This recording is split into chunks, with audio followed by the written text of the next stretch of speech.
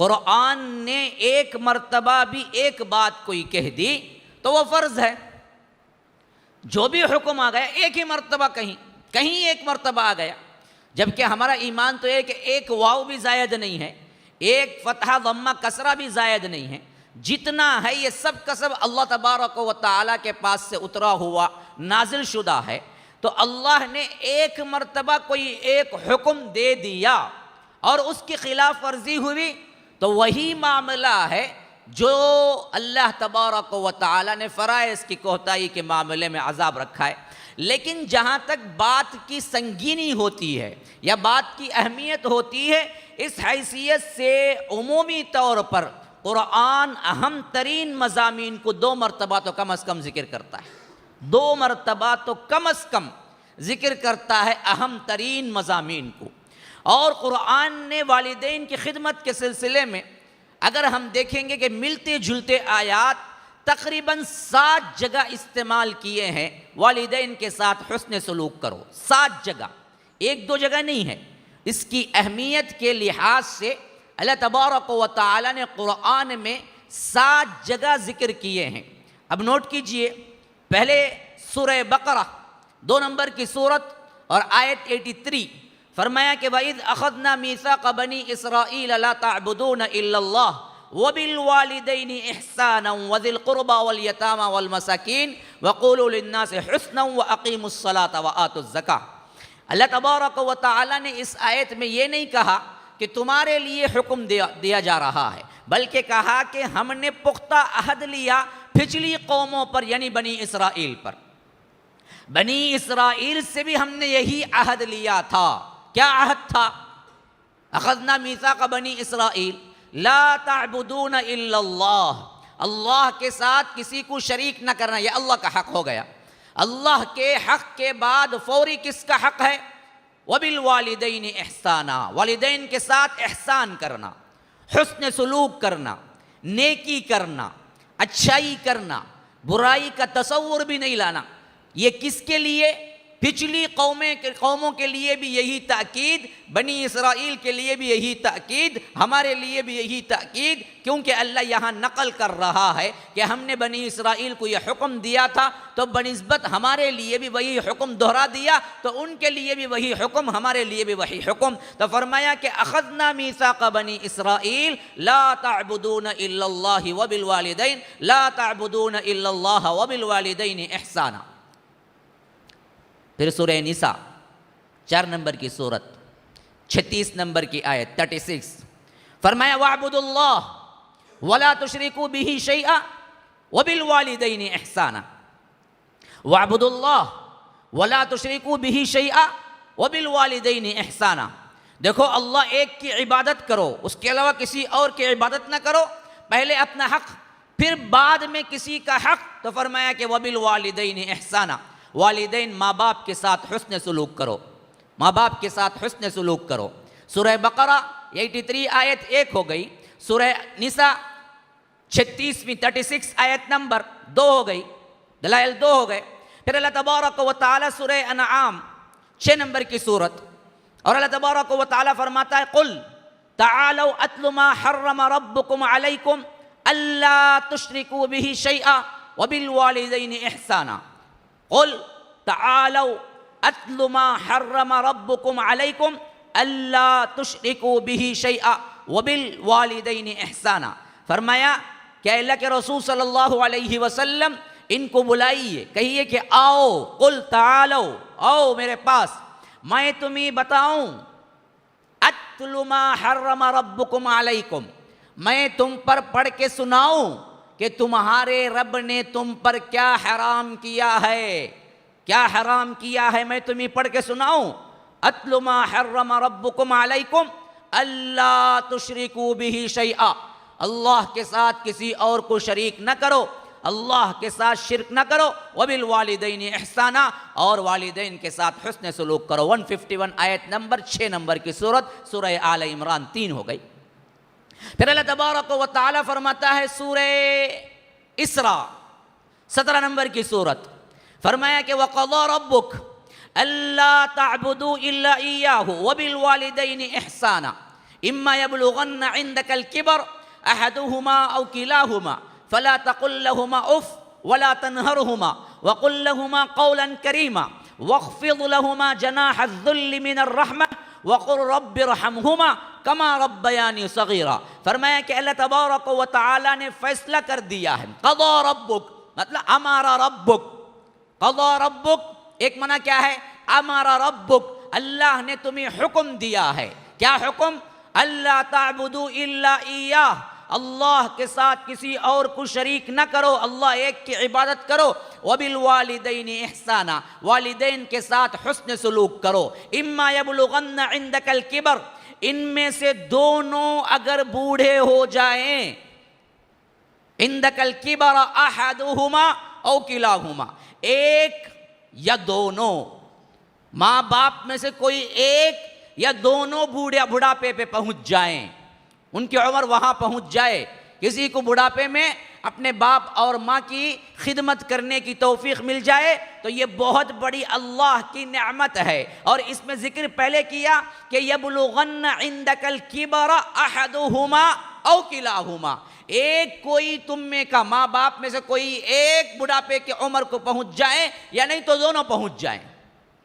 پہلے ایک کا ذکر کیا، بعد میں دونوں کا ذکر کیا. کیوں؟ دو ہوتے تو کم از کم ایک دوسرے کی بات ہلکا کر لیتے، جان ہلکا کر لیتے ایک دوسرے سے. ماں باپ دونوں ہی بڑھاپے کو پہنچ گئے نا، تو کم از کم تو ہے میاں بیوی، ایک دوسرے کے ساتھی غم گسار تو کوئی مل جائے گا. وہ تھوڑی دیر کے لیے، یہ تھوڑی دیر کے لیے بات چیت تو کر ہی لیں گے.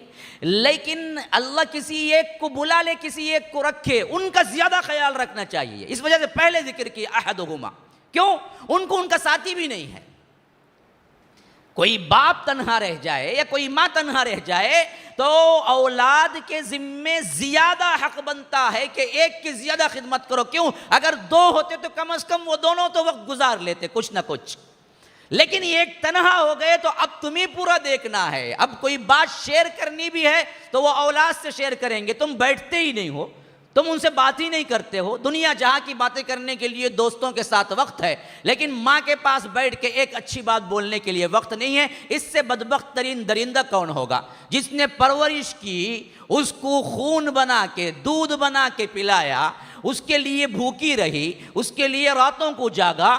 ایسی شخصیت اور ہستی کے لیے بڑا ہو کہ اس کے پاس وقت نہیں ہے کہ بیٹھ کے بات. بعض لوگ سمجھتے ہیں کہ پیسہ بھیج دیا بہت بڑا ہم نے کیا کارنامہ انجام دے دیا. یاد رکھیے پیسہ غم گساری نہیں کر سکتا.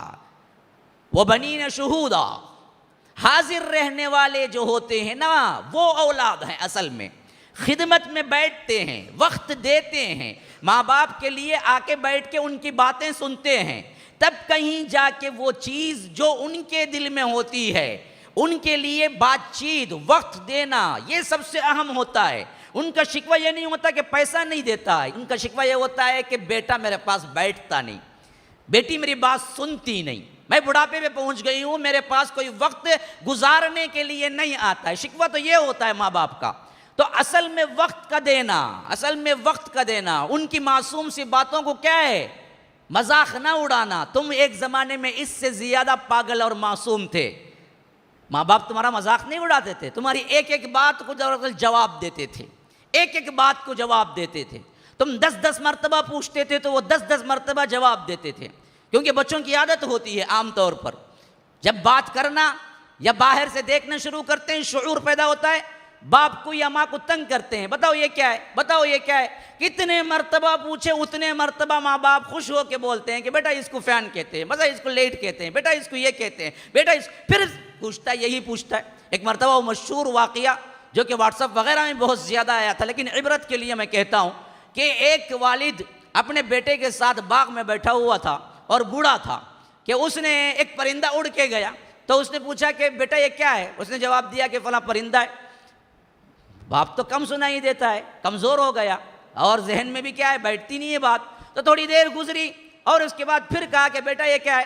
تو بڑا کیا ہے بدصورتی کے انداز میں کہا کہ پہلے ہی بتایا نہیں تھا یہ پرندہ ہے. اب پھر تھوڑی دیر گزری تو پھر وہ پرندہ یہاں سے وہاں اڑا. تو باپ نے پوچھا کہ یہ کیا ہے. کہا کہ کتنے بار بتاؤں، 3 مرتبہ بتا چکا ہوں. تو باپ نے کہا کہ بیٹا ذرا میرے ساتھ آنا. پھر وہ اندر گیا، الماری کھولی، لاکر کھولا تو اب دراصل بیٹا سمجھ رہا تھا پتہ نہیں اب کیا ہیرے وغیرہ جواہرات یا آ کر کوئی اور چیز ڈاکومنٹس وغیرہ دینے والے ہیں، شاید باپ زیادہ خوش ہو گئے میرے سے. تو اس نے ایک پرانی ڈائری نکالی اور کہا کہ بیٹا تم جب بچپن میں تھے 2-3 سال کے، تم نے ایک مرتبہ میں ایسے ہی باغ میں تمہیں لے کے گیا تھا، تم نے 21 بار میرے سے پوچھا کہ ابا یہ کیا ہے، اور میں 21 بار تمہیں بتایا کہ یہ کیا ہے. آج تم 3 مرتبہ پوچھنے میں غصہ. میں نے وہ ڈیٹ لکھ کے رکھی ہے اس ڈیری کے اندر کہ اس دن تم نے میرے سے 21 مرتبہ پوچھا کہ ابو یہ کیا ہے، تو میں 21 مرتبہ بلا کوئی جھجک کے تمہیں بتاتا رہا. آج بڑھاپے میں نے 2 مرتبہ تم سے پوچھ لیا تو تم جھنجلا گئے. بچپن بھول جاتا ہے بندہ بہت جلد. اپنا بچپن یاد کرو کہ کس حالت میں تمہیں پرورش کی تھی، ماں باپ کی اس کے اندر کیا تقوید و کوششیں ہیں. فرمایا کہ اما یبلغن عندک الکبر احدہما او کلاہما، دونوں یا ایک بڑھاپے کی منزل پہ پہنچ جائیں خاص کر، فلا تقل لہما اف، ان کے سامنے اف بھی نہ کہو. اف اف کتنا جملہ ہے جی؟ اف کیا مطلب؟ جھڑکی دینا تو بہت دور کی بات ہے، صرف ان کی کسی بات پہ اف بھی نہ کہو، ناگواری کا اظہار بھی نہ کرو، خواہ وہ تمہیں کتنے مرتبہ ہی کیوں نہ کہیں اور وہ کتنے مرتبہ ہی بھول جائیں. اللہ حکم دیتا ہے ان کے ساتھ اف بھی نہ کرو. فلا تقل لہما اف ولا تنہرہما، اور جھڑکی تو ہرگز نہ دینا، جھڑکی ہرگز نہ دینا. ماں کہتی ہے جا بیٹا جاؤ، میں کتنے مرتبہ گیا میں، نہیں، ریکویسٹ کرو. ابھی جا کے آیا تھا، تھوڑی دیر بعد جا رہا ہوں. لیکن تمہارے دوستوں کے لیے، تمہارے اپنی منمانی خواہشوں کے لیے ماں کو جھڑکی نہ دو. وہ اولاد کبھی کامیاب نہیں ہوتی جو ماؤں کو جھڑکی دیتی ہے، جو دوست سے زیادہ جو اپنے آپ پر ترجیح دیتی ہے، جو دوستوں کو ترجیح دیتی ہے باپ کے علاوہ. باپ کو وہ وقت نہیں، دوستوں کے لیے وہ وقت ہے. ماں کو وہ وقت نہیں، بیوی کے لیے وہ وقت ہے. نہیں، برابری کرو، ان کے لیے بھی وقت دو، ان کے لیے بھی وقت دو، دونوں میں مینیج کرو، بیلنس لے آؤ، ورنہ اللہ تبارک و تعالیٰ کے ہاں پوچھے جاؤ گے. یہ حق ہے ان کا. فرمایا کہ ولا تقل لہما اف، اف بھی نہ کہو، ولا تنہرہما، جھڑکی تو ہرگز نہ دینا، وقل لہما قولا کریما، جب بھی بولنا ہے بڑے ہی اپنائیت کے ساتھ، قولاً کریماً، اچھا میٹھا بول بولو ان کے ساتھ، منہ میٹھا، کڑوا کسیلا نہ. ماں کتنی ہی غصے والی کیوں نہ ہو، تمہارا حق بنتا ہے کہ تم اچھا بولو ان کے ساتھ. ماں گالی دے دی میں بھی گالی دوں، بدبخت، ماں کے برابر ہی کرتا ہے. ماں تو تیرا غلاظت اٹھائی تھی، تجھے بنایا تھا، تو نے کیا کیا تھا؟ تو ماں کے برابری میں گالی دے گا؟ ماں نے کچھ کہہ دیا تو بھی وہی کہے گا؟ آج کی اولاد برابری کرتی ہے. کہاں برابری؟ اللہ کہتا ہے کہ قولاً کریماً، ایسا بول بولو جو بڑا نرم ہو. حسن بصری کے بارے میں رحمہ اللہ، جو تمام تابعین کے امام مانے جاتے ہیں، کہتے ہیں کہ جب وہ ان سے ماں سے بات کرتے تو ماں کو پوچھنا پڑتا کہ بیٹا تم نے کیا کہا. اور اتنے بڑے واعظ تھے اور ان کا مجمع لاکھوں کا ہوتا تھا، لاکھوں کا. جب مسجد میں بیٹھ کے خطاب دیتے لاکھوں کا مجمع ہوتا تھا، اور آواز اتنی بلند تھی کہ انہیں لاؤڈ اسپیکر کے تو اس زمانے میں تھے ہی نہیں، لیکن لوگ بات کو بات پہنچاتے تھے. لیکن حسن بصری میں وہ بھی ضرورت نہیں آتی تھی کہ ان کی آواز ہی اتنی کافی تھی کہ لاکھوں کے مجموع تک پہنچ جائیں. ایسی بہترین آواز تھی، لیکن ماں سے بات کرتے تھے تو اتنا آہستہ پس کر دیتے تھے کہ ماں کو پوچھنا پڑتا تھا کہ بیٹا تو نے کیا کہا. اور جب یہ باہر آتے تھے تو طلباء پوچھتے تھے امام آپ کی آواز تو ہزاروں میں پہنچتی ہے، آپ ماں سے اتنا پس بات کرتے ہیں کہ ماں کو پوچھنا پڑتا ہے. تو کہا کہ اللہ نے قولاً کریمہ کہا، میں ڈرتا ہوں کہیں آواز ماں سے بلند نہ ہو جائے، اللہ ناراض نہ ہو جائے. میری آواز ماں سے بلند نہ ہو جائے اور اللہ ناراض نہ ہو جائے، اس وجہ سے مجھے اپنی آواز کو پست کرنا پڑتا ہے. بڑی مشکل سے پست کرتا ہوں صرف اس وجہ سے کہ اللہ نے کہا ہے کہ قولاً کریمہ، اچھی بات کرو ان سے. اور فرمایا وَاخْفِضْ لَهُمَا جَنَاحَ الذُّلِّ مِنَ الرَّحْمَةِ، اپنے لیے بھی نہیں فرمایا، اپنے لیے بھی یہ نہیں فرمایا کہ تم میرے دربار میں نماز کے لیے کھڑو تو کھندے جھکا کے کھڑے ہو، نہیں کہا اللہ نے۔ ماں باپ کے لیے کہا کہ ماں باپ کے سامنے تم کھڑے ہو تن کے مت کھڑے ہو۔ کس کے پاس تناوٹی دکھا رہے ہو؟ اس کے پاس جنہوں نے تمہاری غلاظت اٹھائی۔ تم غلاظت تو کھا لیا کرتے تھے، تمہیں پتہ بھی نہیں تھا۔ ایسے وقت میں تمہیں دھلا کے پہنا کے خوبصورت پاؤڈر لگا کے تمہیں دیکھ کے خوش ہوتی تھی تو کون تھی وہ مائیں تھی، وہ باپ تھے۔ تو ان کے سامنے کھڑے ہوتے وقت یہ کھندے اونچے نہ ہو جائیں، یوں تن کے مت کھڑے ہو۔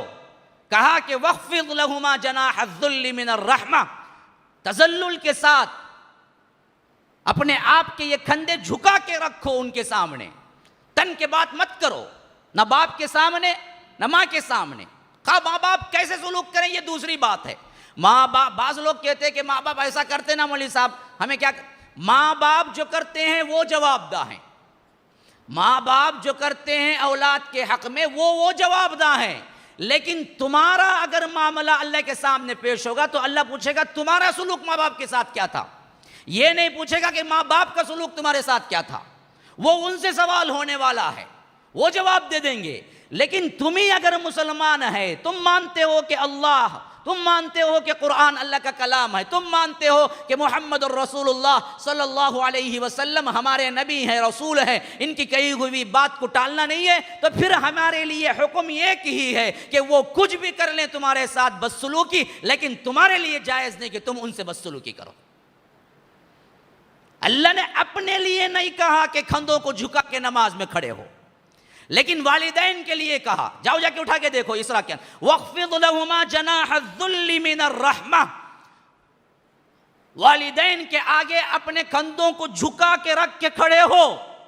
اور جب کبھی بھی اللہ کی بارگاہ میں ہاتھ اٹھاؤ، سیلفشنس کے ساتھ اپنے آپ کو دعا مت کر لو، بلکہ کہو قُلْ رَبِّ ارْحَمْهُمَا کما ربیانی صغیرا، اے اللہ میرے ماں باپ پر رحم فرما جس طرح انہوں نے مجھے بچپن میں رحم و کرم کے ساتھ پالا تھا۔ ماں باپ کو نہ بھولو، وہ نہ ہوتے تو تم نہ آتے، وہی تو ذریعہ تھے دنیا میں آنے کا۔ یہ 4ویں جگہ اللہ تبارک و تعالیٰ کہتا ہے، 4ویں جگہ پھر اللہ تبارک و تعالیٰ کہتا ہے سورہ عنکبوت کے اندر 7ویں آیت 29 سورہ، وَوَصَّيْنَا الْإِنسَانَ بِوَالِدَيْهِ حُسْنًا، لوگوں اللہ نے وصیت کی ہے۔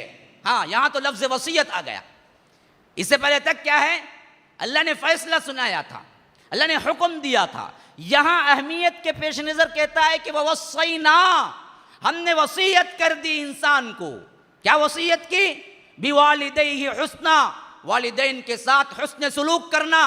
یاد رکھو ان کے ساتھ کوئی چیز، کوئی بدبختی، نامناسب بات پیش نہ آئے۔ پھر اسی طرح یہ 5واں ہوا۔ 6 پہنچیے سورہ لقمان کے اندر فرمایا، 31 نمبر کی سورت اور آیت نمبر 15، فرمایا کہ وَوَصَّيْنَا الْإِنسَانَ بِوَالِدَيْهِ، ہم نے وصیت کر دی انسان کو کہ والدین کے ساتھ حسن سلوک کرو، یہ وصیت ہے میری۔ وَوَصَّيْنَا الْإِنسَانَ بِوَالِدَيْهِ حَمَلَتْهُ أُمُّهُ وَهْنًا عَلَى وَهْنٍ وَفِصَالُهُ فِي عَامَيْنِ أَنِ اشْكُرْ لِي وَلِوَالِدَيْكَ إِلَيَّ الْمَصِيرُ، فرمایا کیوں کرنا ہے تمہیں والدین کی خدمت، کیوں کرنا ہے تمہیں والدین کی اطاعت، کیوں انہیں خوش رکھنا ہے، کیوں ان کے ساتھ خوش نصیبی کے ساتھ پیش آنا ہے، کیوں اس کے ساتھ حسن سلوک رکھنا ہے؟ فرمایا کہ اس وجہ سے کہ وَأُمُّهُ، اس کی ماں نے اس کو کُرْہًا وَہْنًا عَلَى وَہْنٍ، بوجھ پر بوجھ اٹھائے، بوجھ پر بوجھ اٹھائے۔ کیسے؟ تم 1 منٹ کے لیے 15 گرام کا پتھر ہی باندھ کے چلو، کتنا دیر چلتے ہو؟ 15 گرام کا، 50 گرام کا پتھر ہی باندھ کے 2 دن گزار کے دکھاؤ، اگر ہو سکتا ہے تمہارے۔ ماں نے تمہارے بوجھ کو 9 ماہ اٹھایا، اور آخری ایام میں تو 2.5-3 کلو کا بچہ پیدا ہوتا ہے عمومی، 3.25 کلو یا 3.5 کلو کا بچہ پیدا ہوتا ہے، اور وہ مکمل ہو چکا ہوتا ہے 6واں مہینہ، 7واں مہینہ، 8واں مہینہ، 9واں مہینہ، تقریباً 3 کلو اٹھائے پھرتی تھی، 3 کلو۔ اتنا بوجھ اٹھا کے تم 1 گھنٹہ نہیں پھرو گے، اتنا بوجھ اٹھا کے تم 1 گھنٹہ نہیں پھر سکو گے۔ اس نے رات دن تمہیں اٹھائے پھرا، سوتے وقت بھی اٹھائے رکھا، چلتے وقت بھی اٹھائے رکھا، بستر پہ بھی اٹھائے رکھا، بیماری میں بھی اٹھائے رکھا، بخار میں بھی اٹھائے رکھا۔ اس کا تم کیسے حق ادا کر سکتے ہو؟ تو اللہ تبارک و تعالیٰ کہتا ہے وَهْنًا عَلَى وَهْنٍ وَفِصَالُهُ فِي عَامَيْنِ۔ صرف اتنا ہی نہیں ہے کہ بوجھ پہ بوجھ اٹھایا، بلکہ ولادت کے بعد اپنا خون دودھ بنا کے تمہیں 2 سال تک پلاتی رہی، 2 سال تک میں پلاتی ہوں عمومی۔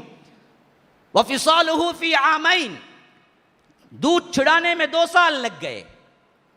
تو فرمایا انشکر لی ولی والدی، دیکھو یاد رکھو اسی وجہ سے میرا شکر ادا کرو، رب کا اور اپنے والدین کا۔ اللہ کہاں لا کے کھڑا کر دیا، دیکھو کہا کہ انشکر لی ولی والدیک، دیکھو یاد رکھو میرا شکر ادا کرتے رہنا، میں خالق ہوں، اور یہ والدین ہیں، ان کا بھی شکر ادا کرتے رہنا۔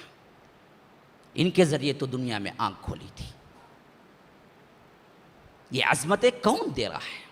رب العالمین دے رہا ہے، کوئی دوسرا نہیں۔ عظمت پہچانو، جن کے والدین ہیں، ہاں یاد رکھو ان پر بڑی ذمہ داری ہے، اور جنت بڑی آسان ہے ان کے لیے۔ ان الجنت تحت اقدام امہاتکم، تمہارے مائوں کے قدموں تلے جنت ہے، یعنی ان کی خدمت میں جنت ہے۔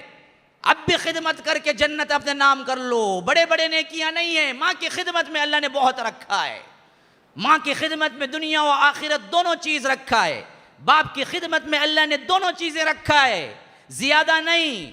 فرائض ادا کرو، اگر ماں باپ ہیں تو بقیہ ان کے ساتھ اچھا سلوک کرو، بس تم دنیا آخرت میں پاس ہو جاؤ گے۔ جن کے نہیں ہیں ان کے لیے بھی ہے، دعا میں کبھی نہ بھولنا، دعا میں کبھی نہ بھولنا، سیلفش نہ بننا۔ جب بھی ہاتھ اٹھاؤ ماں باپ کا خیال کرو، میرے ماں باپ پہنچ چکے ہیں، اے اللہ ان کے درجات بلند کر، اے اللہ انہیں بہترین جگہ رکھ، اے اللہ انہیں اعلیٰ علیین میں جگہ دے، ان کے روحوں کو اللہ تبارک و تعالی قرب نصیب کر۔ یہ دعائیں کبھی نہ بھولنا اپنے ماں باپ کو جن کے چلے گئے ہیں، اور جو ناراضگی میں چلے گئے پھر اس کا کوئی مداوع ہی نہیں ہے۔ ماں باپ مرتے وقت ناراض تھے اولاد سے، تو یاد رکھو پھر تو اولاد کے لیے کوئی گارنٹی نہیں جنت کی، کوئی گارنٹی نہیں جنت کی۔ انہیں ناراض نہ کرو، ان کی ناراضگی میں اللہ کی ناراضگی ہے، ان کی رضا میں اللہ کی رضا ہے۔ تو فرمایا کہ یہ دراصل اللہ نے خود دیا ہے، اس وجہ سے ماں کو 1 درجہ اوپر نہیں، 3 درجے اوپر، 3 درجے اوپر۔ وَوَصَّيْنَا الْإِنسَانَ بِوَالِدَيْهِ حَمَلَتْهُ أُمُّهُ وَهْنًا عَلَى وَهْنٍ وَفِصَالُهُ فِي عَامَيْنِ أَنِ اشْكُرْ لِي وَلِوَالِدَيْكَ، چھٹی جگہ اور 7ویں جگہ سورہ احقاف میں فرمایا وَوَصَّيْنَا الْإِنسَانَ بِوَالِدَيْهِ إِحْسَانًا حَمَلَتْهُ أُمُّهُ كُرْهًا ووضعته كرها وحمله وفصاله 30 شهرا حملته أمه وهنا على وهن وفصاله في عامين أن اشكر لي ولوالديك۔ یہاں پر یوں کہا والدین کے بارے میں، یہاں پر یوں کہا کہ والدین کے ساتھ نیک سلوک کرو، حسن سلوک کرو۔ کیوں؟ انہوں نے بڑی مشکلات اٹھائے، تمہارے حمل میں بھی اٹھائے، تم پیدا ہونے کے بعد بھی اٹھائے۔ وفصاله 30 شهرا، اور دودھ چھڑانے کی مدت کم از کم 30 مہینے ہو گئی، 30 مہینے، 30 شہرا۔ کیسے 30 مہینے؟ کم سے کم حمل کی مدت قرآن نے تب بتلائی ہے 6 ماہ میں بھی بچہ صحیح و سالم پیدا ہو سکتا ہے۔ اگر کسی کا پیدا ہو گیا تو وہ زانی نہیں کہلائے گی، کیوں؟ 6 مہینے کی اقل ترین مدت ہے حمل کی، اس سے کم میں اگر بچہ پیدا ہو گیا تو ہو سکتا ہے زنا کی تہمت لگے، لیکن 6 کے اندر پیدا ہو گیا تو نہیں ہوگا۔ کیوں؟ اللہ نے کہا کہ پیدائش اور دودھ ملا کے تمہاری مدت 30 مہینے، 2.5 سال، تو 2 سال نکال لو تو 6 مہینے باقی رہتے ہیں، تو 6 مہینے میں بھی کوئی بچہ صحیح و سالم پیدا ہو سکتا ہے۔ غلط نہیں ہے، غلط نہیں ہے۔ حضرت ابن عباس کا اس آیت میں یہی فیصلہ ہے۔ غرض وہ مسائل ہیں، مجھے آج مسائل پہ نہیں ہے، کوئی اور دوسری چیز ہے جس پر گفتگو کرنی ہے والدین کے حقوق کے سلسلے میں۔ تو یہ پورے 7 مقامات کی آیات میں نے جمع کر کے آپ کے سامنے پڑھی ہیں، جہاں پر اللہ تبارک و تعالی نے بار بار کہتا ہے والدین کے ساتھ حسن سلوک کرو، والدین کے ساتھ حسن سلوک کرو، والدین کے ساتھ حسن سلوک کرو، والدہ کے ساتھ زیادہ حسن سلوک کرو، کیونکہ انہوں نے حمل بھی سنبھالا ہے۔